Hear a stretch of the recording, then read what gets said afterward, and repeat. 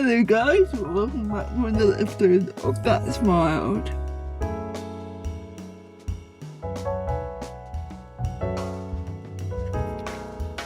I'm so tired, and I have no right to be tired. I've not really done anything today, but this weekend we had a heat wave in the UK, and it has knocked me out. I'm so tired. I forgot my smoothie in the fridge. I knew I forgot something. Anyway, yeah, so I didn't do it after the last week because every time that I tried to film, my car was literally 36 degrees. And I could not sit in here without aircon and film an episode. So I had last week off, which was actually quite nice because I got to just sit and enjoy the weather and do nothing essentially, which was very enjoyable for me.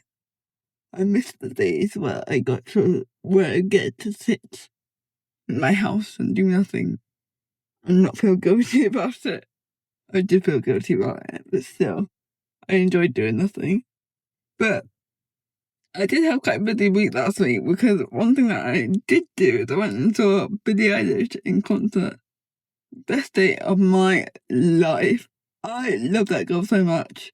I've been listening to Billie since I was probably like 14, maybe 15. I've been listening to her for so long. And I saw her on her last tour. But this album is my favourite album of all time. Like, it's my top listen to album. All of my top songs are from this album. I was so excited to see it live. And I went with my cousin Neve.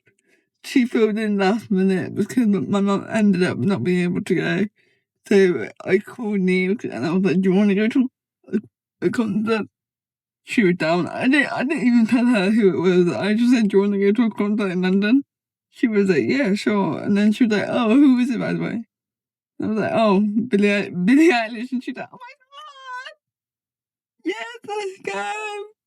So we went to London and I found out a little hack because I've stayed in London a few times and the hardest things for me to consider is finding a hotel that is accessible, but also finding a way to get to the O2 which isn't overcrowded, that is accessible, that has like, I don't feel like I'm gonna get pushed over.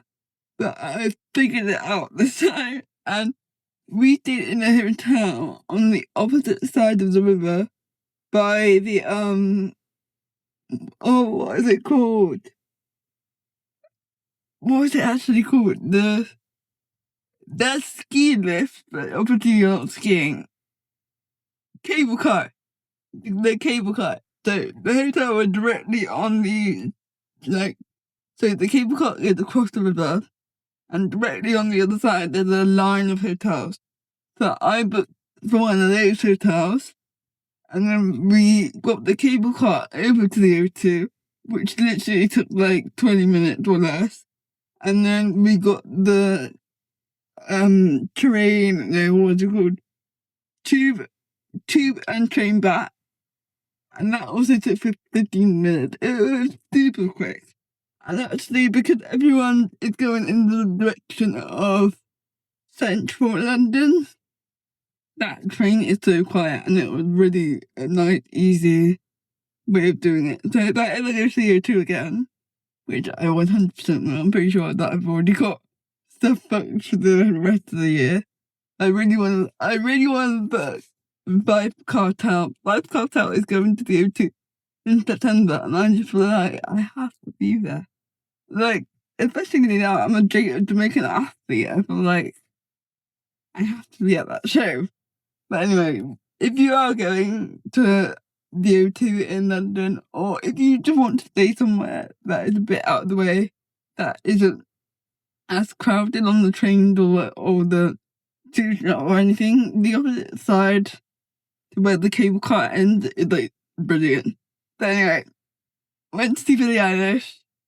Do you know what? It's so weird because I feel like I've been singing these songs for so long that when you actually see it in person, it was just like, I could not, like, wrap my head around it. I could not believe that, like, she was right there.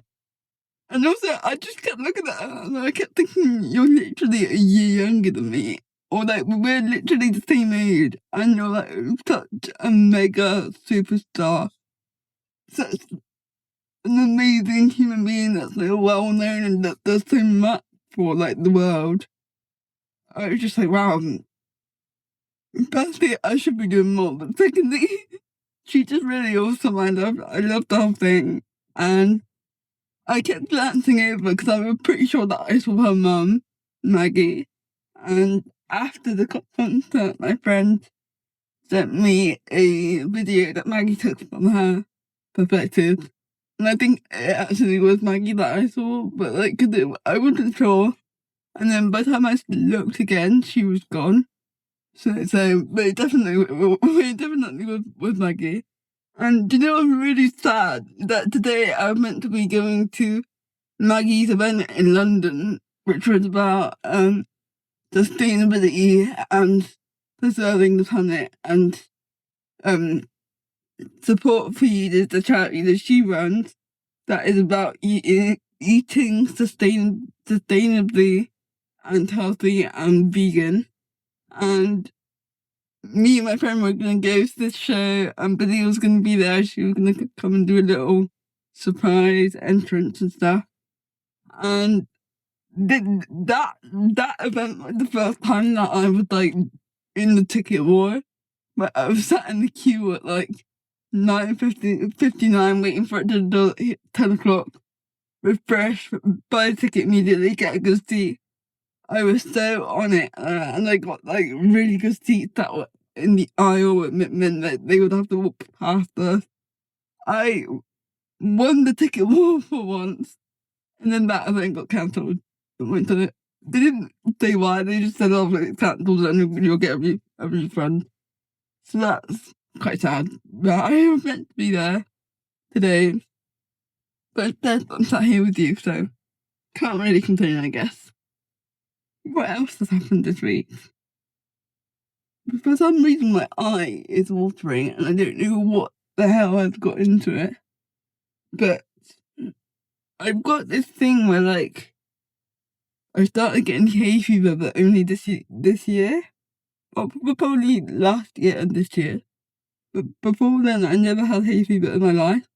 And now it's suddenly kicked in, and I feel like it's getting me back for all the times that I was mean to people about having hay fever. It's definitely making me regret. Oh my gosh. I don't know what's happening, because like 20 minutes ago I was fine, but it's time to kick in now, which is lovely.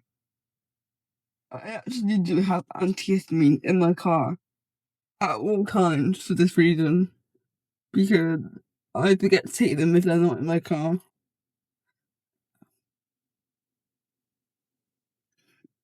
Ugh. And you know what else that happened is that I keep saying I'm allergic to horses. I'm not actually allergic to horses, I think. I'm allergic to hay, and they eat hay. So, like, if my horse puts her mouth on me, I'm allergic to that. And my whole face, like, blows up, and, like, I get hives. So, and that only happened this year. So, don't know what's going on in the world right now, but my body has decided that it's going to reject all things that I love, which are nature and grass and flowers and horses. Which I don't know who decided to put that on me. I don't know who's doing some voodoo stuff on my doll, but I do not like it.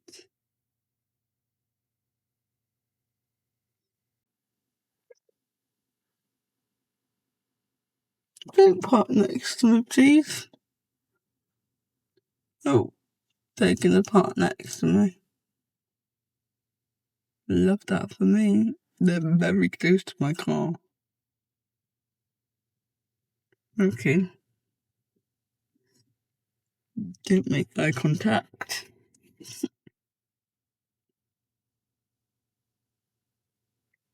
We're just gonna wait it out. I took a break while the people next to me got out of their car because they parked very close to me. So I just sat here on my phone like I was waiting for someone. But I know I can't remember what I was talking about before, but the other thing that was kind of on my mind is how do you know what? Whatever, I'm just gonna say it, but like so I recently had a death within my family and like within my pretty close family, and this was always like one of my biggest fears in life. Not how do I explain it? Like my fear isn't someone dying. My fear is the aftermath of what comes after someone dying. Like all of the emotions, all of the um like funeral planning and all of the family coming over, all of the emotions, and I keep saying emotions because that's probably the thing that I'm scared of the most. But it's because I'm such a happy person, like within my DNA, like it's beyond my brain chemistry. It's just like so deep within me to be happy about everything that when I'm in such a deeply sad environment, I just don't know what to do with myself. And I feel like even when I'm sad in life, I put on a smile and I get through it, and I just like, I don't look sad, like, I still look quite happy, I look like I'm having a good time. Like, I know that I might be a bit sad, but I don't really have, like, many days that I, like, cry or I'm, like, deeply sad or angry or, like, I just don't really have it. So then when I'm surrounded by people that are deeply sad or angry or in that realm of emotions, I just truly don't know what to do with myself. And apparently this is a I don't even know what you call it, like a condition or a disorder. But it's something that can happen with cerebral palsy, where because I had brain damage as a child, the part of the brain that was damaged can affect the way that you process emotion or the way that you form emotions. And there's a name for it. I can't remember what it is now. I will insert it here. But this disorder, it basically means that you express the opposite emotion at like unknown times, or like it's uncontrollable, and you feel you express happiness outwardly even when you don't feel happy, or like I don't even know how to describe it. I need to find the definition. I googled it the other day because I met someone that had cerebral hello cerebral palsy, and they also said, "Oh, and I have this," and then we were like, "What is that?" And then they were just like, "Oh, I'm just happy all the time," and then I was like, "That's what I have. I have that. I definitely had that because even in the worst, like." any situation of any form of emotion, my reaction is either humor, laughter, or just like smiling.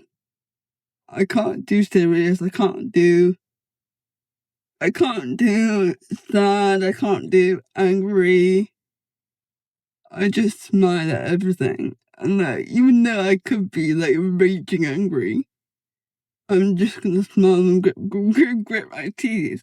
Because that's just how my brain processes it. Not processes it, but that's how my brain expresses emotion.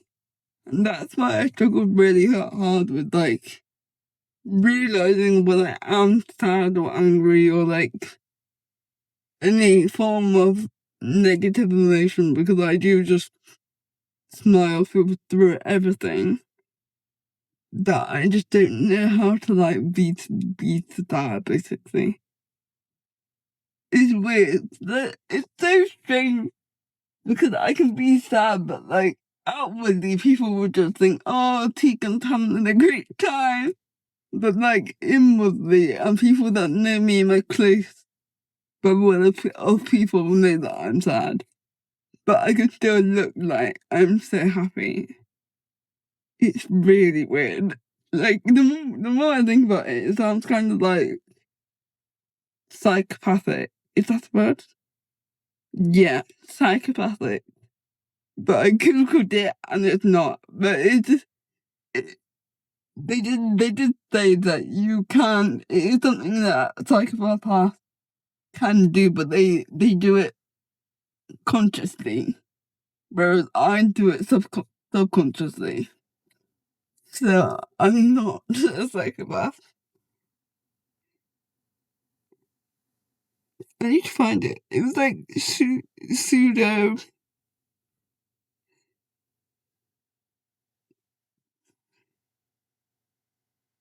Oh wait, I remember. I asked ChatGPT because ChatGPT. Whoa, my brain's not processing properly.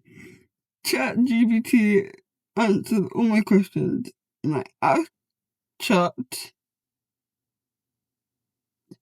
Here it is. It's called PBA. Let's find the actual long name of it. Okay, here it is.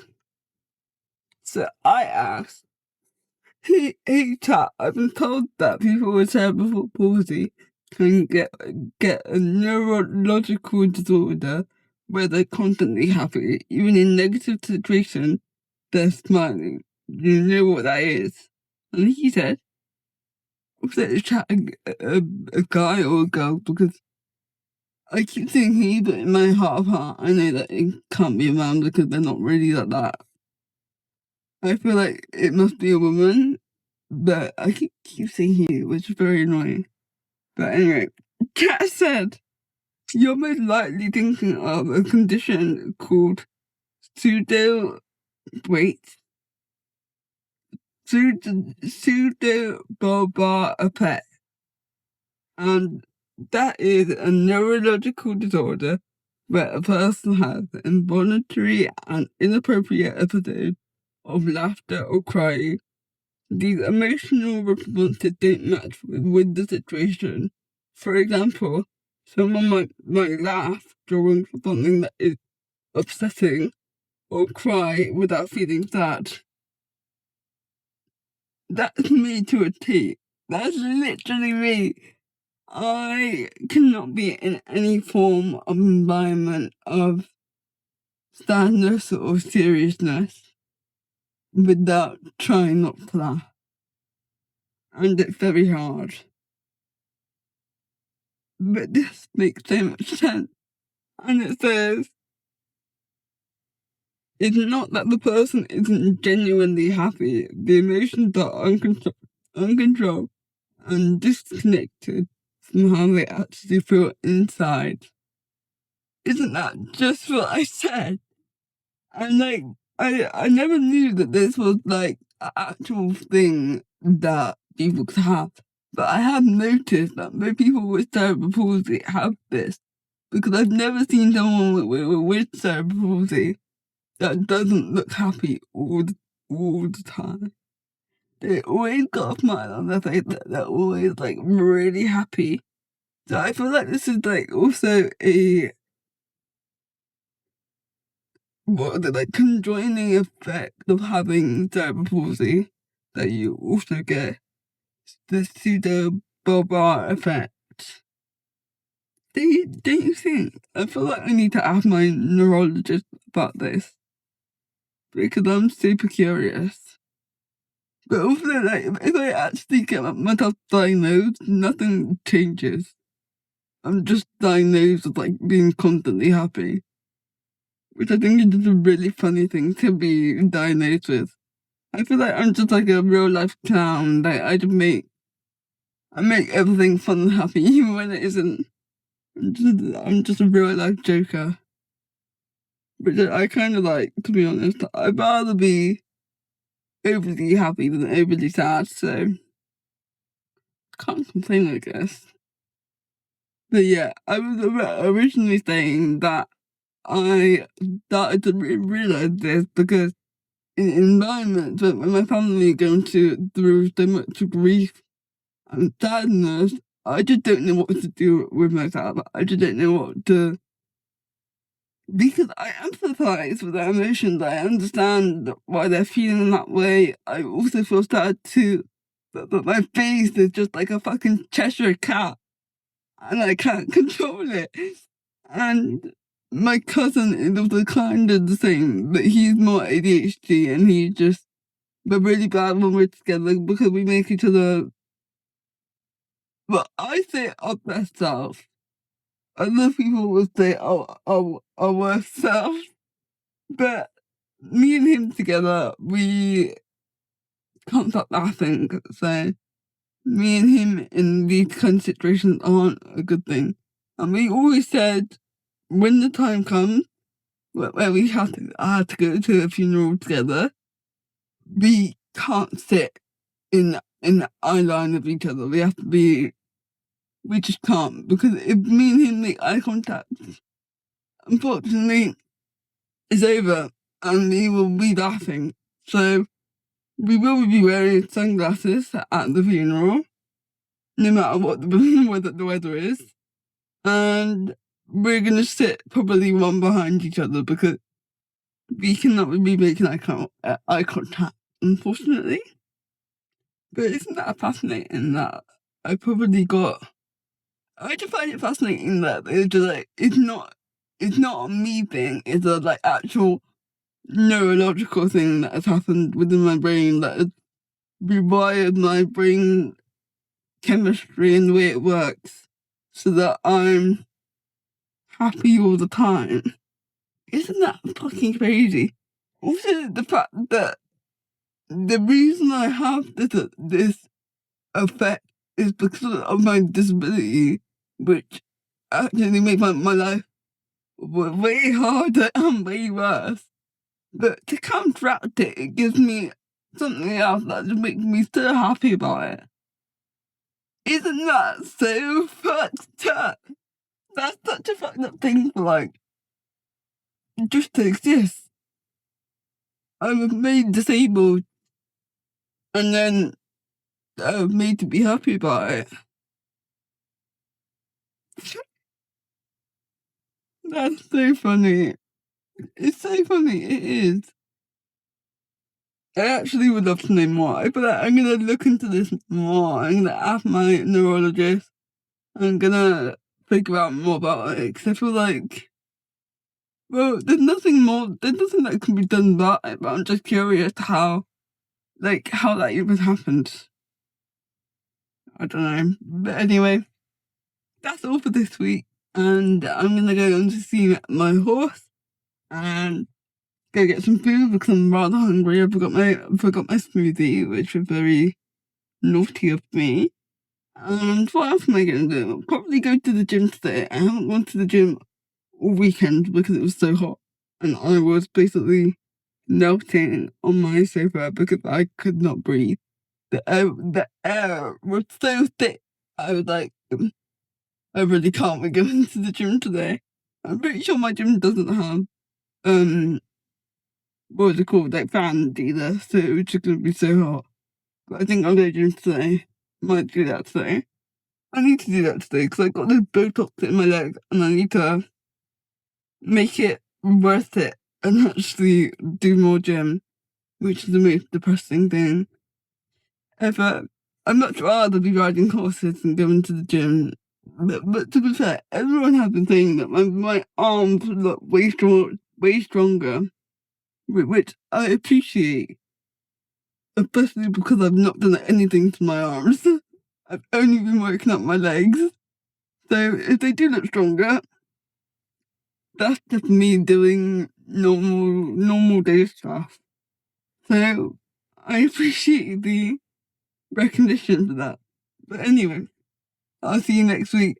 And next week I will be more prepared and have a more put together episode for you.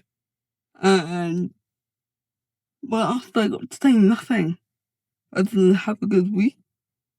And leave a comment and let me know whether you like episodes like this, but I just sit and rant about my life, or whether you would like something a bit more put together, or have a guest on again.